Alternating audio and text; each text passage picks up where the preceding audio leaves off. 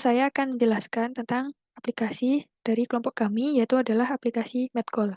Yang pertama yaitu ada produk perspektif. Aplikasi Medcall adalah aplikasi yang dirancang untuk menyediakan antarmuka langsung antara pelanggan dan responden medis. Aplikasi ini merupakan solusi untuk komunikasi dan koordinasi medis darurat. Perangkat lunak ini juga memfasilitasi interaksi antara pelanggan, rumah sakit, dan layanan ambulans yang tujuannya yaitu menyederhanakan proses permintaan dan respon terhadap bantuan medis darurat. Selanjutnya itu ada product function dari aplikasi Medcall. Medcall sendiri merupakan rancangan aplikasi yang ditujukan untuk membantu pelanggan dalam mendapatkan ambulan rumah sakit dalam waktu singkat. Selain itu, pelanggan juga akan diminimalisir terkait dengan adanya pengalihan panggilan yang menambah waktu tunggu dalam memperoleh ambulan sebab akan langsung dihubungkan dengan customer service rumah sakit yang bersangkutan. Berikut merupakan fungsi utama yang harus dilakukan pengguna dalam menggunakan aplikasi Medcall. Yang pertama yaitu pengguna mengunduh aplikasi Medcall, yang kedua, pihak rumah sakit melakukan pendaftaran akun mewakili rumah sakit dengan mengisi beberapa informasi dasar. Yang ketiga, yaitu pihak pelanggan dapat langsung melakukan panggilan darurat jika dalam kondisi darurat, atau mendaftarkan akun terlebih dahulu jika dalam kondisi normal. Yang keempat, yaitu pihak pelanggan dapat melakukan panggilan darurat dengan menekan tombol panggilan di aplikasi sebanyak 3 kali. Yang kelima, yaitu pihak rumah sakit menerima panggilan darurat yang muncul. Yang keenam, pihak rumah sakit dapat menggali informasi dasar terkait identitas penelepon dan informasi terkait identitas serta kondisi korban. Yang ketujuh, yaitu pihak pelanggan dapat memberikan informasi secara detail terkait korban.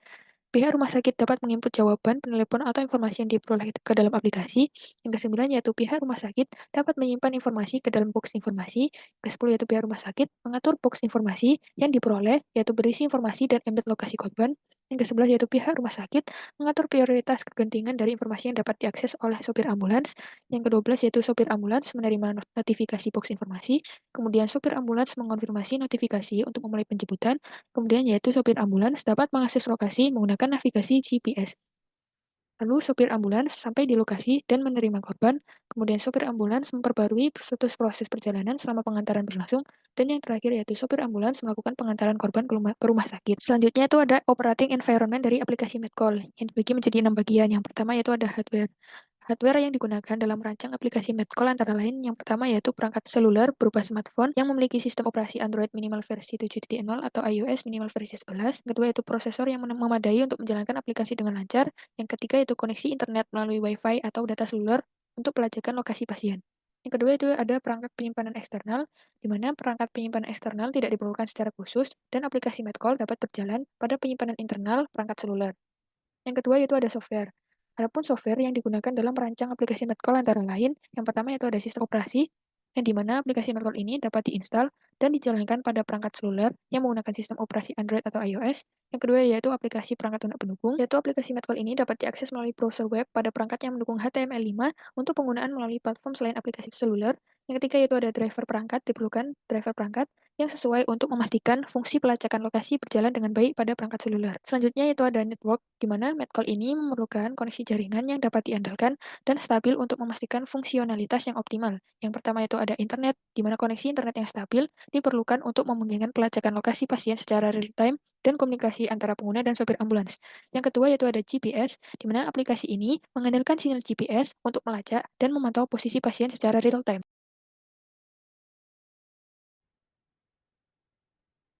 Baik, selanjutnya dengan saya Mufidatul Nafisa dengan NRT terakhir ke 135. Di sini saya akan menjelaskan siapa saja aktor yang terdapat pada aplikasi Medcall. Nah, di sini terdapat tiga aktor. Yang pertama itu pelanggan, yang kedua customer service rumah sakit, yang ketiga terdapat supir ambulans dari rumah sakit. Baik, selanjutnya saya akan share screen untuk SRS yang berhubungan dengan tiga aktor tersebut.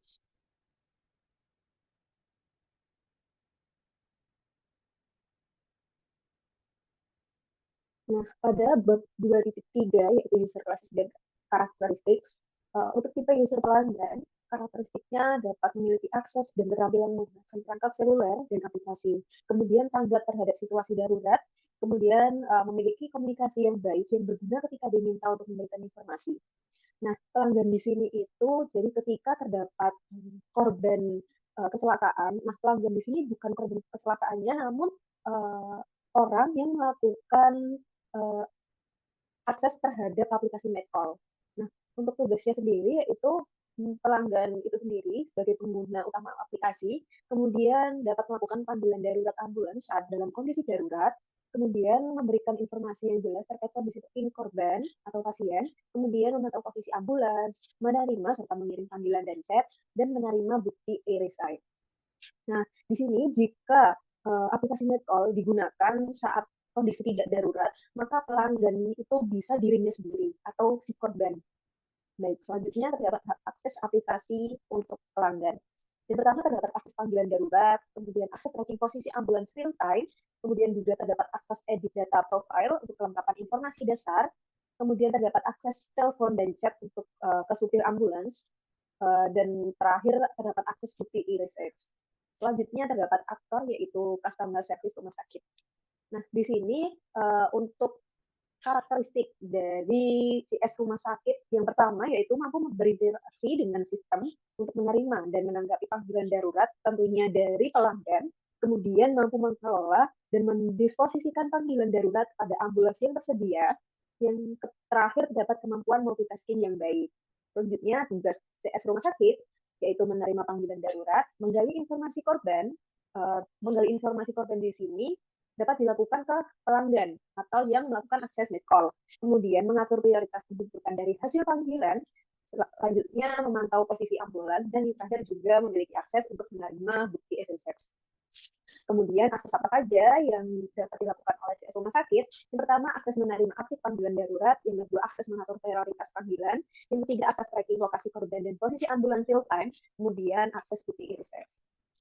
Yang terakhir terdapat aktor supir ambulans. Nah, supir ambulans sendiri ini memiliki karakteristik untuk mampu menggunakan fitur navigasi GPS untuk mencapai lokasi pasien dengan cepat. Kemudian dapat berkomunikasi dengan customer service dan memperbarui status melalui aplikasi. Kemudian terdapat mengetahui protokol dan prosedur tanggap darurat. Untuk tugasnya sendiri yaitu bergerak ke lokasi korban dan kembali ke rumah sakit dengan bantuan navigasi GPS, kemudian menerima informasi detail pasien atau korban dari hasil panggilan darurat. Yang ketiga, memperbarui status proses di aplikasi. Selanjutnya juga terdapat menerima serta mengirim panggilan dan chat. Kemudian terdapat menerima bukti irisan juga. Nah, untuk aksesnya yaitu akses tracking lokasi korban, akses menerima informasi korban, akses perbarui status proses penjemputan, akses telepon dan chat sudah ambulans, serta akses bukti irisan. Baik, sekian dari saya penjelasan tentang karakteristik, tugas, dan hak akses aplikasi dari ketiga aktor yang ada pada aplikasi Medcall. Baik, setelah kita mengetahui user atau aktor yang ada di dalam aplikasi Medcall, maka kita saat ini akan membahas tentang fitur-fitur yang ada di dalamnya. Lebih tepatnya kita akan membahas tentang functional requirement dan juga non-functional requirement-nya. Nah, pada kesempatan kali ini, saya akan mohon maaf, saya Diki Febri dengan NRP 50262210036 akan menjelaskan beberapa fitur beserta dengan functional requirement-nya dan di akhir akan ada penjelasan tentang non-functional requirement. Nah, di sini ada, 3 aktor ya, jadi nanti kita akan bahas dari masing-masing aktor, yaitu mungkin satu fitur aja. Di sini ada kurang lebih 21 fitur dalam sistem aplikasi Medcall. Mungkin, untuk fitur yang utama ada, yang pertama adalah telepon panggilan darurat. Nah, ini adalah dari pelanggan. Telepon panggilan darurat ini adalah fitur yang memungkinkan pelanggan untuk melakukan panggilan darurat saat mereka menemukan kondisi darurat. Nah, fitur ini kalau di UI itu bisa diakses saat pengguna sudah melakukan sign up dan juga sign in di akun pelanggan. Atau nah, fitur ini fitur ini itu dapat diakses di homepage-nya. Jadi, di sini ada keterangan sedang dalam keadaan darurat ambulan, maka kita bisa langsung klik 3 kali di sini untuk pelanggan. Nah, dia akan terhubung ke telepon tersebut. Untuk fitur ini memiliki functional requirement, pengguna dapat melakukan panggilan darurat melalui tombol panggilan yang ada di homepage dan juga pengguna harus menekan tombol panggilan darurat sebanyak 3 kali. Nah, selanjutnya untuk yang terima panggilan darurat adalah fitur yang dapat diakses oleh customer service rumah sakit. Nah, terima panggilan darurat ini adalah fitur yang dapat diakses saat, user atau pengguna itu login di akunnya customer service. Jadi login, nah di sini ada calls QU itu, adalah panggilan darurat yang diterima oleh rumah sakit tersebut. Saat kita angkat, misalnya kita klik seperti ini, itu dia akan memunculkan, nama pengguna atau nomor yang sedang menelpon. Sehingga di sini adalah functional requirement untuk fitur ini, sistem harus dapat menampilkan notifikasi ke CS rumah sakit. Terus, rumah sakit di tombol di homepage juga harus ada QU call. Nah, selanjutnya setelah menekan tombol terima, sistem harus menampilkan tampilan panggilan berisi nomor pengguna dan juga panggilan darurat. Nah, berikut adalah beberapa functional requirement lainnya, hingga setelah mengakhiri panggilan, sistem harus menampilkan ke homepage. Nah, mengakhiri panggilan ini dapat dilakukan dengan klik N ini ya. Jadi, nantinya akan kembali terhubung ke homepage. Seperti itu. Nah, selanjutnya adalah ada untuk sopir ambulan. Nah, sopir ambulan ini ada namanya fitur notifikasi pemanggilan ambulan. Jadi saat, ceritanya aktor si customer service rumah sakit ini udah, menugaskan supir ambulan untuk menjemput, korban. Nah, itu langsung dia ada notifikasi di tampilan, device-nya supir ambulan. Jadi fungsional requirement-nya adalah pengguna atau supir ambulan dapat membaca informasi yang dikirimkan eee oleh service rumah sakit kepada supir ambulan, yaitu terkait kondisi korban dan juga lokasi penjemputan. Selanjutnya adalah konfirmasi pemanggilan ambulan. Ini satu paket. Jadi fungsional requirement-nya adalah pengguna atau supir ambulan dapat menekan tombol konfirmasi. Nah, kurang lebih seperti ini. Jadi saat kayak gini, dia bakalan muncul notifikasi dan juga dikonfirmasi. Nah, itu dia beberapa functional requirement dari beberapa fitur utama di aplikasi Medcall ini. Ada banyak sekali fitur lainnya yang mungkin tidak sempat kita bahas satu persatu. Nah, selanjutnya ada non-functional requirement. Di sini ada 5, yaitu performance requirement, safety requirement, dan juga security requirement, software quality attributes, yang terakhir adalah business rules. Untuk yang pertama ini adalah performance requirement. Ini terkait eh, peningkatan performance pada aplikasi Medcall. Misalnya, yang pertama ada proses pendaftaran akun rumah sakit tidak boleh memakan waktu lebih dari 5 menit. Kemudian saat melakukan panggilan itu tidak boleh melebihi 10 detik karena itu adalah panggilan darurat ya. Kemudian eh, customer customer service rumah sakit itu harus dapat menyimpan informasi dalam aplikasi dalam waktu yang kurang dari 10 detik. Nah, ini ada juga sampai yang keenam ini ada sistem dapat bekerja selama 24 jam. Nah, ada safety requirement, yaitu berhubungan dengan keamanan semua pengguna. Jadi, misal penginputan data itu harus dilakukan oleh pelanggan dan juga seluruh pengguna agar dapat menjamin keamanan satu sama lainnya. Nah, ini ada beberapa lagi hingga sistem harus dapat melakukan pemantauan secara berkala untuk mendeteksi anomali atau masalah sejak dini. Nah, selanjutnya ada security requirement, yaitu berhubungan dengan data yang sudah di-input. Nah, seperti kata sandi atau data-data pribadi yang sifatnya sensitif, itu harus dapat dilindungi oleh aplikasi Medcall. Dan yang dapat mengakses untuk ini, itu hanya administratornya aja. Nah, selanjutnya ada software quality attributes. Software quality attributes ini em, adalah beberapa atribut yang mungkin dapat dikembangkan untuk meningkatkan quality dari Medcall. Misalnya, adanya buku panduan, kemudian peningkatan jumlah panggilan darurat, maksudnya kayak secara bersamaan itu dapat diterima gitu dengan, beban kerja tertentu. Nah, selanjutnya kayak source code yang ada di dalam untuk merancang aplikasi itu harus, dirancang dengan mudah agar pemeliharaan dapat dilakukan dengan mudah juga. Kemudian ada pelacakan lokasi dan data itu harus efisien dan akurasinya tepat. Kemudian, integrasi dengan sistem rumah sakit itu juga harus bisa. Terus aplikasi harus tersedia sepanjang waktu. Nah, informasi yang disajikan itu harus, akurat juga seperti yang saya bilang tadi, dan terakhir itu harus mematuhi regulasi dan kebijakan terkait panggilan darurat medis serta privasi data korban. Selanjutnya, untuk yang non-functional requirement terakhir adalah business rules. Di sini ada 3. Yang pertama ada user view dan partner view harus memiliki akun untuk menggunakan aplikasi Medcall.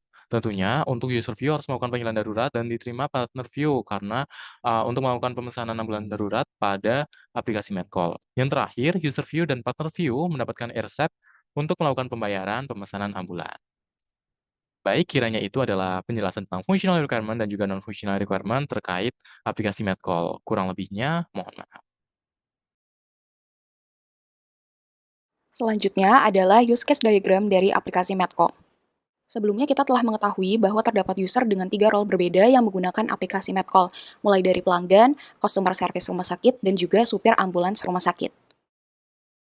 Pada role pelanggan di dalam aplikasi Medcall, mereka dapat melakukan registrasi akun bila sebelumnya belum memiliki akun, kemudian mereka bisa melakukan login akun bila telah memiliki akun, kemudian mereka bisa melakukan telepon panggilan darurat kepada customer service rumah sakit, mereka juga bisa melihat histori pemesanan mereka, baik yang masih dalam proses ataupun yang telah selesai.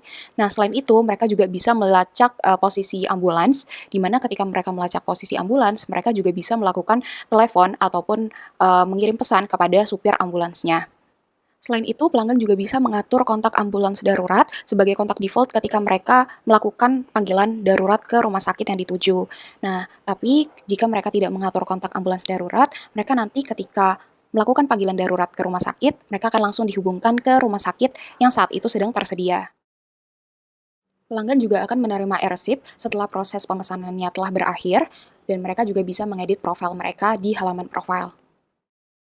Selanjutnya, user dengan role kedua yaitu customer service rumah sakit, mereka juga dapat registrasi akun bila belum memiliki akun, melakukan login akun bila sudah memiliki akun, kemudian mereka juga bisa menerima e-receipt setelah proses pemesanannya berakhir, mereka juga bisa mengedit profil mereka di halaman profil, kemudian customer service juga akan menerima panggilan darurat saat pelanggan melakukan panggilan darurat ke rumah sakit.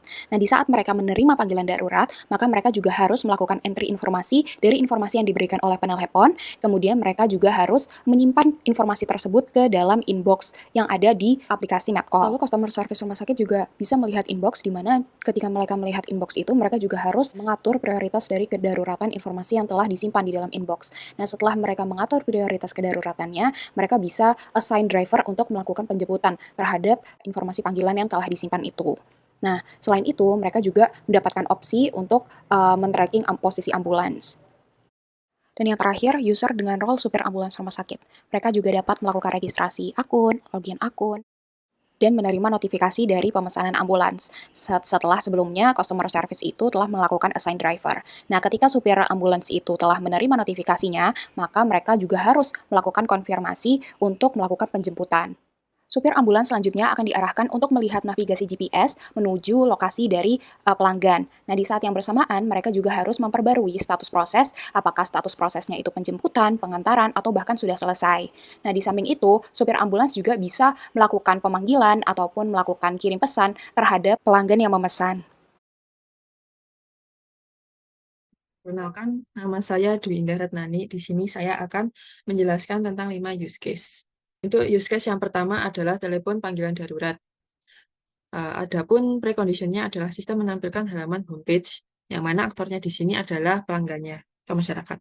Kemudian post conditionnya adalah sistem menampilkan call page. Nah, normal flow-nya adalah pelanggan menekan tombol panggilan darurat di aplikasi sebanyak 3 kali, dan kemudian sistem akan menghubungkan panggilan pelanggan ke pihak rumah sakit terdekat, dan kemudian sistem menampilkan call page. Adapun alternatif flow-nya adalah apabila jaringan terputus saat berada di call page, sistem akan berusaha menghubungkan jaringan tersebut sampai jaringan tersebut kembali. Namun, apabila jaringan tetap tidak tersambung kembali saat berada pada call page, sistem akan memutuskan panggilan tersebut yang mana masuk ke dalam exception flow. Untuk fitur selanjutnya adalah terima panggilan darurat dengan aktor CS rumah sakit, yang mana preconditionnya terdapat antrian panggilan darurat pada homepage, dan post conditionnya adalah panggilan darurat diterima. Untuk normal flow-nya adalah sistem menampilkan notifikasi panggilan darurat, kemudian CS rumah sakit menekan tombol icon berwarna hijau yang terdapat pada list queue call untuk mengangkat panggilan darurat. Kemudian sistem menampilkan tampilan panggilan yang berisi nomor pengguna yang melakukan panggilan darurat, kolom informasi, dan fitur lainnya. Kemudian CS rumah sakit mengetikkan tambahan informasi pada kolom informasi. Setelah dirasa informasi telah cukup, RS dapat mengirimkan informasi ke supir ambulans dengan menekan tombol simpan pada box, dan sistem mengirimkan informasi kepada partner supir ambulan untuk mengakhiri panggilan darurat. CS menekan icon telepon berwarna merah, dan sistem kembali menampilkan homepage. Untuk yang selanjutnya adalah mengentry informasi. Dengan preconditionnya, sistem menampilkan halaman panggilan darurat yang sedang berlangsung, dan post conditionnya adalah sistem menampilkan informasi nama penelepon, nomor telepon, nama korban, umur korban, dan informasi yang lainnya. Yang normal flow-nya adalah sistem menampilkan halaman panggilan darurat dan inputan informasi, Kemudian pengguna memasukkan informasi nama, nomor telepon, nama korban, umur korban, lokasi kejadian, dan kondisi korban. Kemudian sistem menyimpan data dalam database, lalu kemudian sistem menampilkan tampilan informasi sesuai dengan inputan user. Adapun exception flow-nya adalah jika ada kegagalan penyimpanan data, sistem memberikan pemberitahuan tentang kesalahan dan mencoba untuk mengulangi proses penyimpanan.